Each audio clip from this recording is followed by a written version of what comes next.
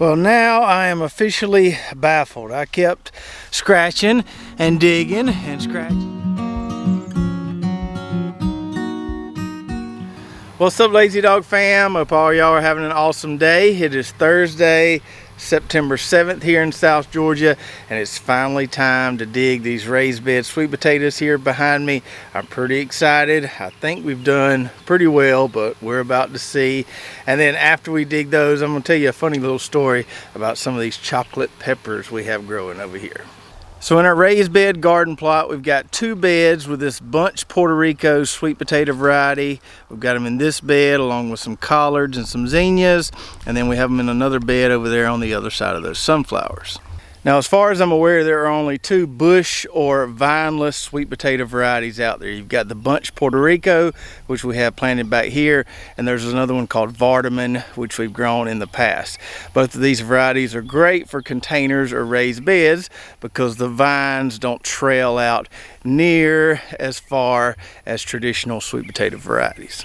Now, just because these are a bush or vineless sweet potato variety doesn't mean that the vines aren't going to crawl over the side of your bed or container as we see here. But when those vines do crawl over the side of the container or bed onto the ground, the big difference is they won't pin down to the ground like a traditional sweet potato variety will. So you can see I can pull these vines up no problem here. A traditional sweet potato variety would be putting down additional roots out here along these vines. These aren't really doing that. Now, this Bunch Porto Rico variety does take longer to mature than, say, something like a Georgia Jet, which we also grow. I think these have a 110-day maturity date versus something like a Georgia Jet, which has a 90-day maturity date. Now, if you live in the South, that extra 20 days isn't really going to matter. But if you live up north and your warm growing season is limited, it's just something you need to take into consideration there. Make sure you have enough warm days to work with if you're growing one of these longer maturing varieties. And as I've told you before, unlike most everything else we grow in the backyard garden, sweet potato plants don't really tell you when they're ready to harvest. Sometimes they'll bloom. These never bloomed. The blooms don't really mean anything. And if we didn't dig these today, they'd just keep growing and growing and growing until the first frost. And what would happen is those sweet potatoes in the dirt there would get too big. So my records tell me that we're right at about 110 days on these Puerto Rico sweet potatoes here. That's when you want to start checking, start scratching around a little bit. You might could leave them in the ground longer. If you scratch around and you see, oh, they're not really big enough yet, leave them another week or two. But you definitely want to start checking at the listed maturity date. So earlier today, I couldn't take it any longer and I had to scratch around a little bit in this bed here. And I liked what I saw there, so I said, we need to dig these things today and we'll take everybody along for the ride. Now, these are going to be a lot easier to dig than those Georgia Jets we dug a few weeks ago. One, because we've got an elevated surface here, don't have to bend over as much. We've got a lot softer soil here in these raised beds. We won't have to use a digging fork or anything like that. And these vines aren't pinned down anywhere, so it'll be a lot easier to get the vines out of the way and dig these things. So, we'll start pulling back some vines here, seeing what we've got. Goodness gracious, look at that. That is a beautiful sweet tater right there. I believe there's probably some more down in here in this one hill. Another nice one right there. Pretty happy with what I'm seeing so far. I think we only planted 6 or 7 plants in this bed, so we'll see just how many we get from those 6 or 7 plants. Let's pull up a few more plants here.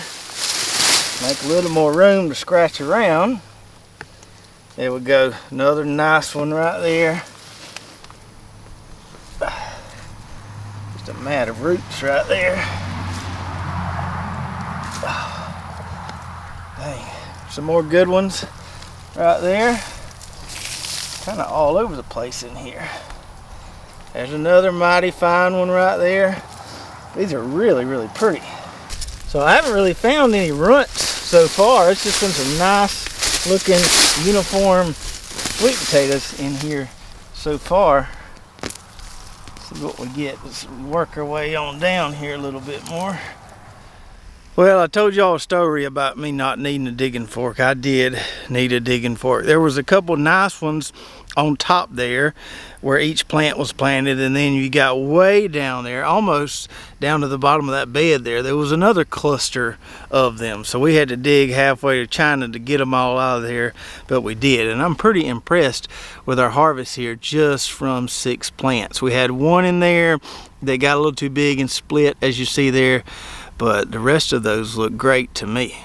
Now you may be thinking, that's not what a sweet tater is supposed to look like. Sweet tater is supposed to look like a bigger version of that. But as I've told you before, we don't really eat a lot of baked sweet potatoes. Most of the time we cut ours up into tater chips or cut them up into cubes and roast them. So I prefer this shape of sweet tater over this shape because it's a lot easier to cut for what we're going to do with it. So that first bed did very well for us. I expect this bed over here to perform equally as well because we gave each bed the same treatment. Let's start getting some of these vines out of here. Try not to mess up my collard plants that I'm trying to grow through the summer. Goodness gracious, I believe we got more vines over here than we did in that other bed. See if we can find some beauties in here. So for some reason in this bed, I'm not really seeing a lot of them right on the surface. There's a pretty one right there, but I can feel the clumps way down in there. I'm just gonna have to get the digging fork and get after them, I reckon. Well, now I am officially baffled. I kept scratching and digging and scratching and digging, thinking I was gonna find them sooner or later, and I just didn't find them. I actually pulled up 2 of my collard plants in the process, didn't want to do that. So as you can see there, not very many at all out of this bed. So why would we get that many out of that first bed and only that many out of this bed when we planted the same number of plants? Both of those beds have the same type of soil in them. We put down the same pre-plant fertilizer when we put the slips in those beds. Shortly after planting those slips, once they established a little bit, we dumped a bunch of fish in a trench in each bed, pretty much the same amount of fish for each bed. And then we side dressed both beds with some langbonite 0022, nice potassium source there. So everything was pretty much the same, but we got really good production in one, terrible production in the other. And additionally, we had the same amount of drip lines, 2 drip lines per bed, so they all received the same amount of water. So the only thing that was different from the bed that did really well to this poorly performing bed is the fact that we have other stuff growing in this bed. That other bed just had sweet potatoes in it. This one had sweet potatoes, some pitiful looking collards, and some pretty nice looking zinnias. So my only reasonable explanation here is that we just had too much stuff growing in this bed. Yeah, those collards look pretty pitiful, but they were taking up some nutrients, and I'm sure those zinnias were as well. Now, if you've got a better explanation of what happened here, please do share in the comments below. But I shan't be interplanting anything else with my sweet potatoes in the future. And although that one bed was pretty disappointing, I do find this quite humorous because you see a lot of stuff online about how monocropping is terrible. You got to have all this diversity and plant a bunch of different things together and co-plant, co-mingle all these different vegetables. But as we've seen here, monocropping appears to be the way to go when it comes to sweet potatoes. And another interesting point to make here is not only will sweet potatoes not tell you when they're ready to harvest, they'll also not tell you when they need something.